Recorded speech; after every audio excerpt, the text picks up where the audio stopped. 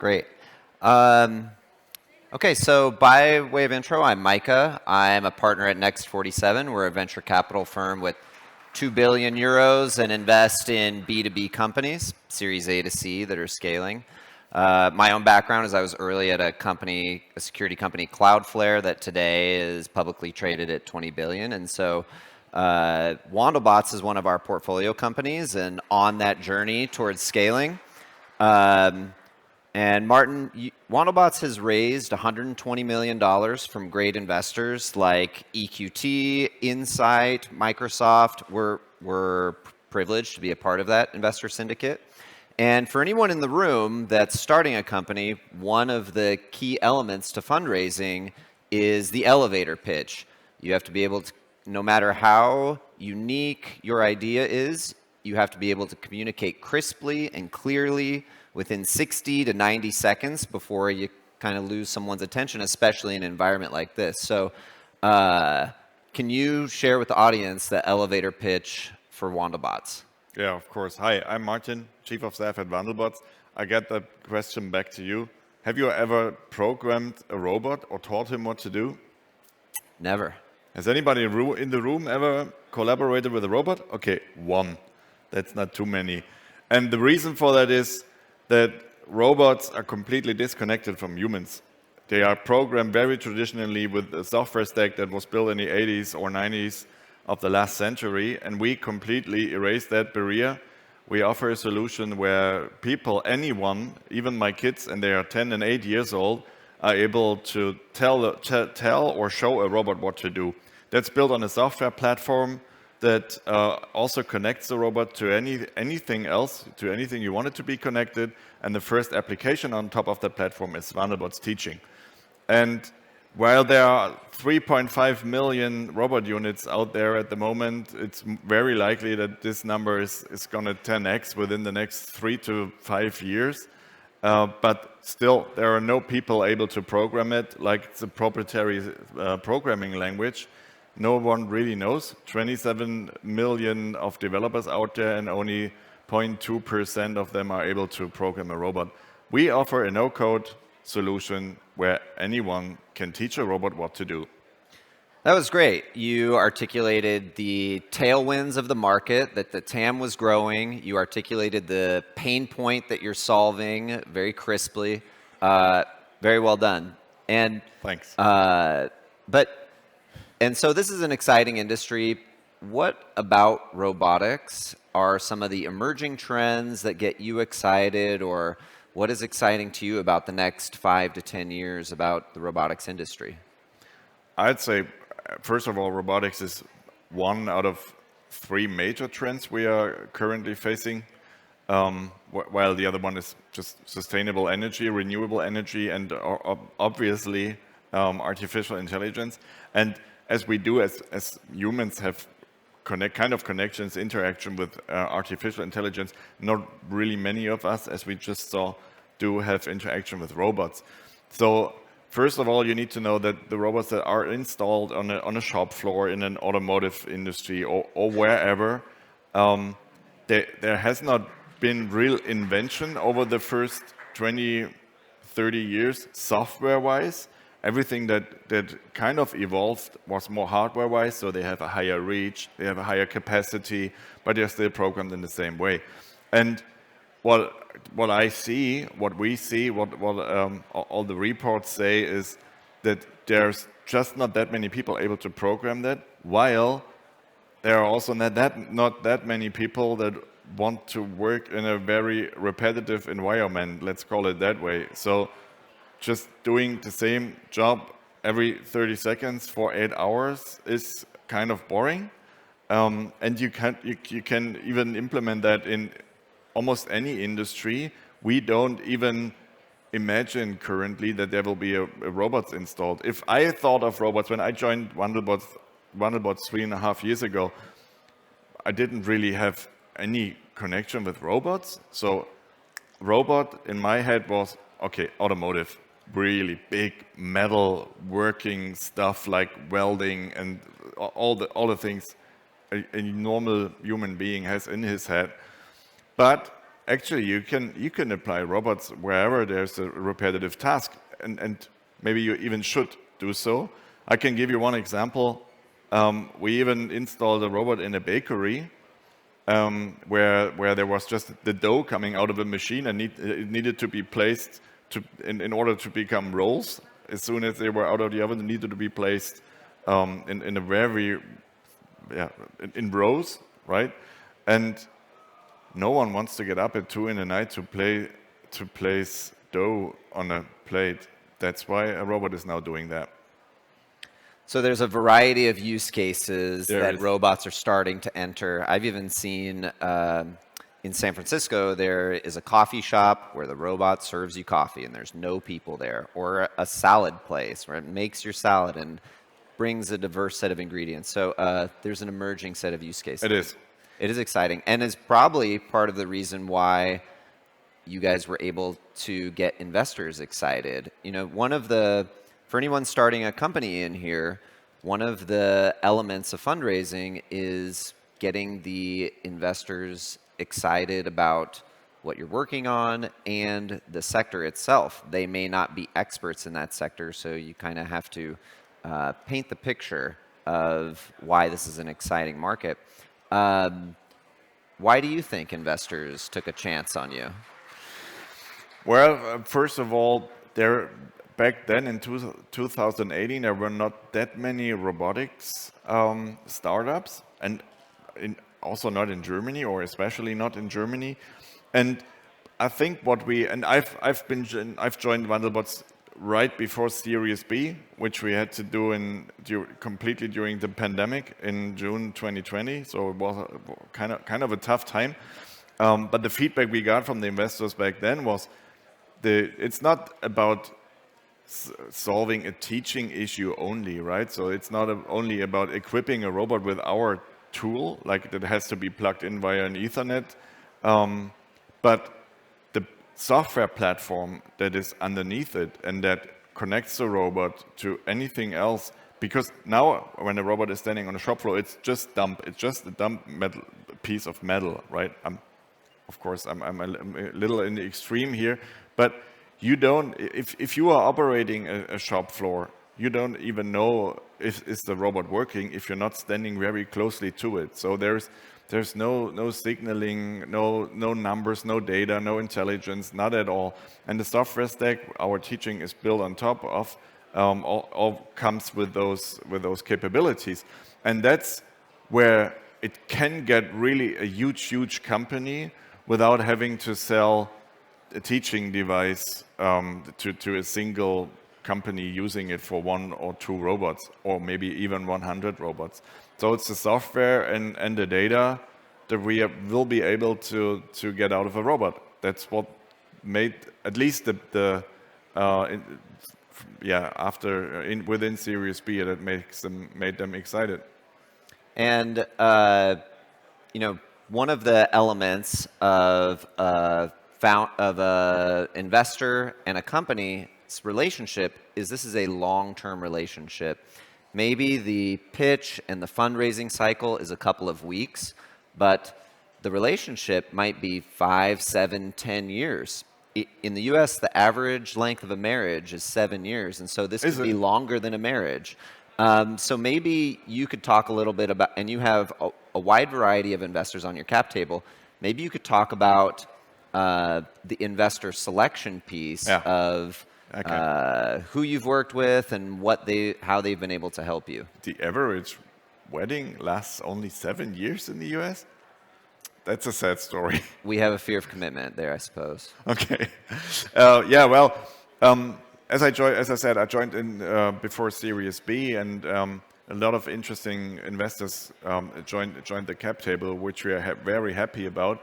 And what I can tell also now after Series C, none of our investors has just invested money and expected this to, I don't know, 10, 20, 30x, you name it, you tell us, on the growth rate, so on the outcome of their investment.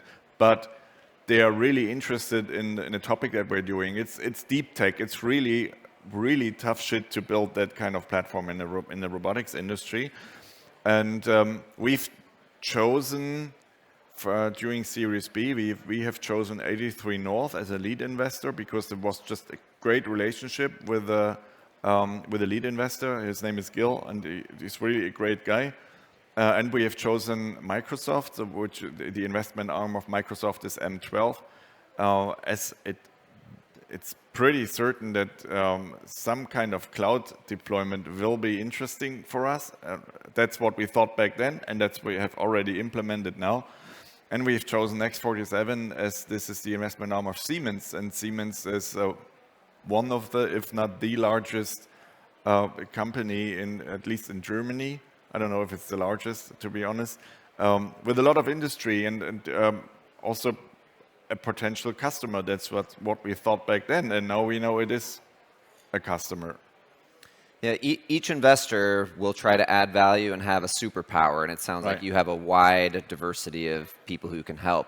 In the company building piece, as a company scales, what worked 12 months ago doesn't work today. It's almost like a new company with new process, new organizational structure, and you have been there for nearly 4 years and scaled it from just 30, 40 people to now 150. Can you talk about the challenges with scaling and how you keep a company culture, especially across geographies? You're based in Germany, but now have offices abroad. Yeah. That's a tough one, actually. I will not say that we found the secret sauce, right? What I can tell is, I mean, I'm still there, and that's maybe because I'm a tough cookie, or it's really a great culture to work there, and I would go for the latter one. When we were about between 30 and 40 when I joined, everyone knew each other, obviously, right? So and you could tell what everyone does, and there were overlapping jobs, right? So I'm a very generalistic person, which is also why I'm the chief of staff. I don't really have the vertical of the T-shape. I'm more the horizontal guy. And we back then we had a lot of those people that had those overlapping jobs. And as soon as you grow, you get more special matter expertise in it, and people really have dedicated jobs, right? So if there is someone hired for sales, he's really doing sales. Well, back then, obviously, when the company was founded, all the founders were salespeople, and they were also marketing people, and they were also software developers, and you can continue with that list. But then we had months when we hired 10, 15, 20 people, but what we always persisted on was we never made any compromises in 3 categories in hiring. One is competence, obviously, so should be someone who's really contributing to the company's success. The other one is commitment. So is that really a person? Is that really a lady or a guy who is really committed to what we are doing? And the third one is what's his behavior? So right. So what's his soft skills? What is this person? What kind of person is this? So competence, commitment, and character. And we never made any compromises on that. Even if it was the greatest software developer on earth, but was not committed to what we were doing, we were just paying his check, then we wouldn't have hired him. So that is one. Second is that's standard stuff, like we're doing really a lot of things to network with each other, to get the people connected. And we do not only have the office in Chicago, but we also have people, obviously, that work remotely, right, across Europe, you could actually say. And we're doing all that stuff you need to do to connect them, and which was really accelerated by the pandemic, for instance.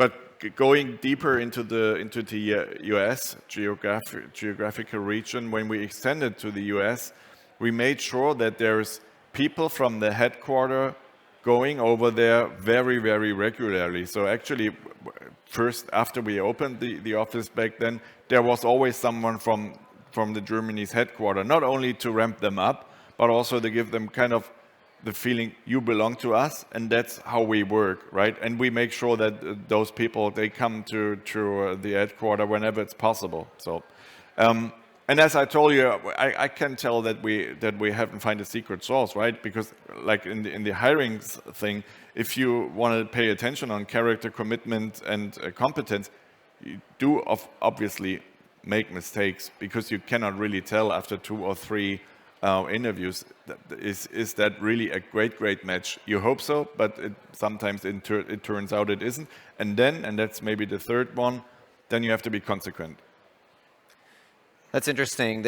One of the great things about a startup is that there's more work to do than there is people to do it. And so when you're 30 or 40 people, your responsibilities go beyond a job description. And I had friends that were looking at joining Facebook at 40 or 50 people, and they said, "Oh, it's too late. The startup's already going." And what I think people missed is that as an organization grows and tiers out, your ability for career advancement is so much faster, because if you say, well, I have kind of 5 responsibilities, but I'm just going to work on this one thing, and all of a sudden 2 years later, you might have a whole team around you working on that one thing. And for the people in the room that are just getting their career started, when they're thinking about, should I join a large organization or should I join a startup?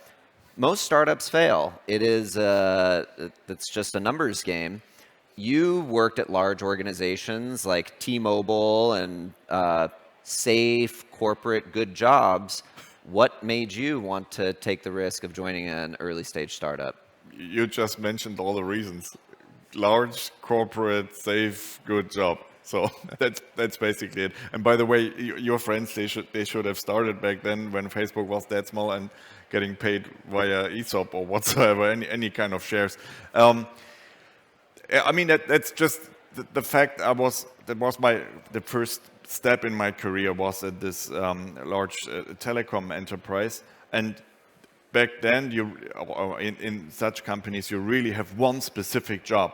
And of course, I could grow. You can go sideways. You can go up in the career ladder there, but it's always a bit exhausting to get there, right? And if you want to do anything else, you need to ask your manager, and this manager has to ask his manager, and all that stuff. And there's one example that really made me go away from there. I was in the first management level there after 4 years or so, and someone from my team wanted to have a new keyboard and a mouse, and that cost, I don't know, it was 95 euro both together, and I wanted to purchase that via the purchasing tool we had in that large corporation, but I couldn't. I was only allowed to allow a card worth less than 80 euro. So what we did is we split it. He bought a keyboard one day and the mouse the other day. So of course you can get workarounds you can work around those rules, but that's not what I want to spend my energy on, right? So and then I said, okay, I want to see something else. It was a great time, and I really had a good time especially for the start of my career. But as I already said, I'm more a generalistic guy, and I wanted to have this spirit of a company that's really going fast. Not everything needs to be discussed 5, 6, 7 times and needs to be supervised by different people from different levels. I wanted to have this spirit. I wanted to have the freedom to do what's necessary to do. And other than you mentioned, of course, you can have this career once you have 5 jobs in a startup at the beginning, and then you specialize on one and you build a team around it. I intentionally decided not to do so, but keeping this generalistic view. And now we are 150 people, and I'm working very closely with our CEO, just seeing how the company evolves, and that not only seeing, but also, of course, hopefully contributing to the growth, and that's just cool. And today I'm here, for example, right? So if I was a Java expert developer, I wouldn't be here. Maybe on a different conference, but not here, obviously.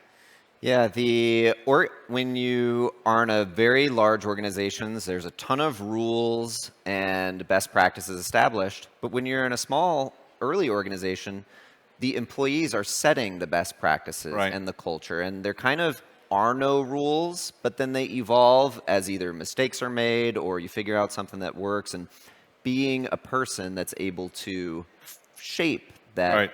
that organizational culture is, I think, very appealing. You mentioned your role is chief of staff. What is chief of staff? Why is it an interesting role? Why should people take this job? Can I just get back to the thing you just mentioned before, like the rules and the processes in a large corporation? Those big corporations, they also ages ago started in the size of a startup. They must have, obviously, right? So why is that they have those rules and processes everyone needs to follow, but no one really likes?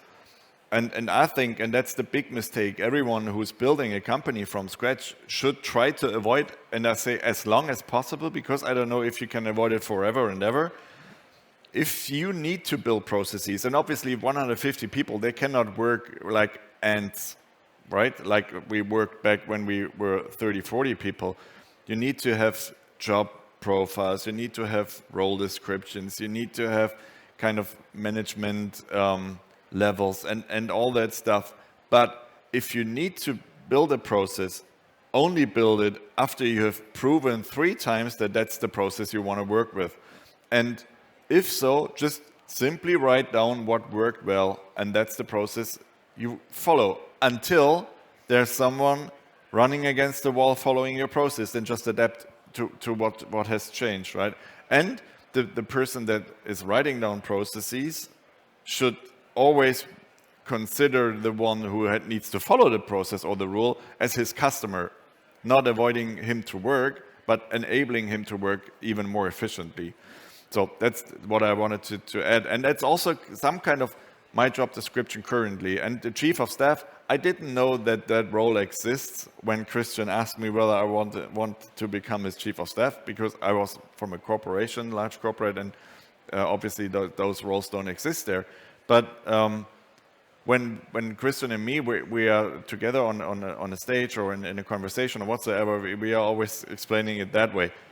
Christian is introducing, I'm the more creative Martin, and I always say I'm the more structured Christian. So that's kind of a synergy, and it's not uncommon for startups in the very beginning. Typically, if it's a software or a deep tech company, it's founded by a software developer, and he doesn't necessarily have the business skills he needs to have, and the time he needs to evolve those skills is just too long in comparison to the time he actually has to evolve those skills. So basically, we are sharing one head. We are very close with each other, and you could say that I can jump in any meeting instead of him, like I'm doing today, for example. And whenever there's a strategic project that needs to be led, it's more likely that I do it than he does it himself. What I think is amazing about this role, if anybody has the opportunity to get a chief of staff role, is that you take, as you said, you take the CEO's meetings that maybe they're too time constrained for, and typically after a year or two, you roll off, and because you have this bird's eye view of how everything works, when you roll off into that role, into another senior management role, you are so effective because now you can work across the organization. You know how product works, support works, Right, legal works. exactly. You really have this informed perspective. So I think it's a terrific role to inform yourself how business works and then specialize. And I actually did it the other way around, or not only the other way around, but I was chief of staff, and then we as the company grew, we had to have someone who was taking care of sales and marketing. We had salespeople, we had marketing people, but we didn't have the umbrella above it. And then I said, okay, I can do that. I was kind of a salesy guy during my consultancy time. But I immediately said, I'm not the best one in the world for that, and Wandelbots deserves and needs the best one in the world for that. So I jumped in and was kind of this chief revenue officer, and from week 3, I was looking for my successor in that role. And when the lady arrived in the company at Wandelbots, I stepped back into the chief of staff role because I want to keep this overview. I want to see the broadness of the company, and whenever it's needed, I can dive deeper, but I know where it ends and where really an expert needs to follow. It's the exact opposite of, you said, doing the same thing every day. Right. You're doing something exactly. new every day. And I can really only recommend that. It's just like education on drugs, because it's really very practical, very close to decision makers, very close to the vision, and very close to any department that contributes to the company's vision. Okay, I think we're running out of time, but maybe time for one question if anybody wants. I should have wear our sunglasses. It's really bright up here. Doesn't look like it. Cool. All right. Oh, there is one.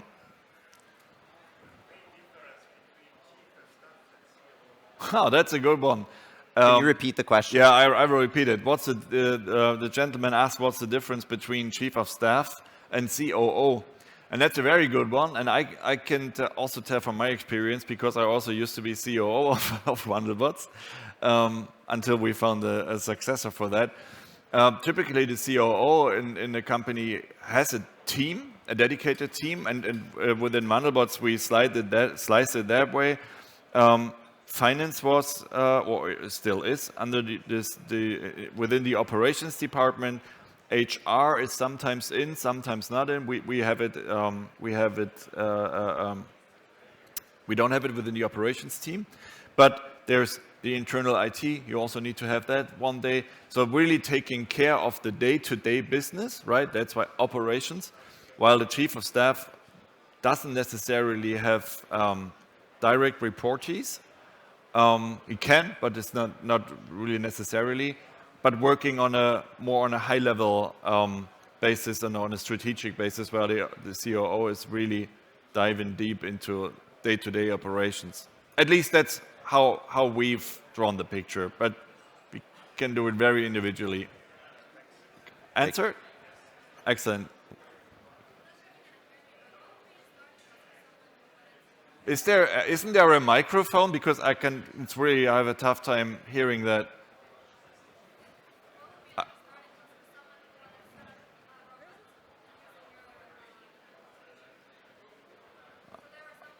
So there comes the microphone. So, sorry. No, it's better, yeah, like this.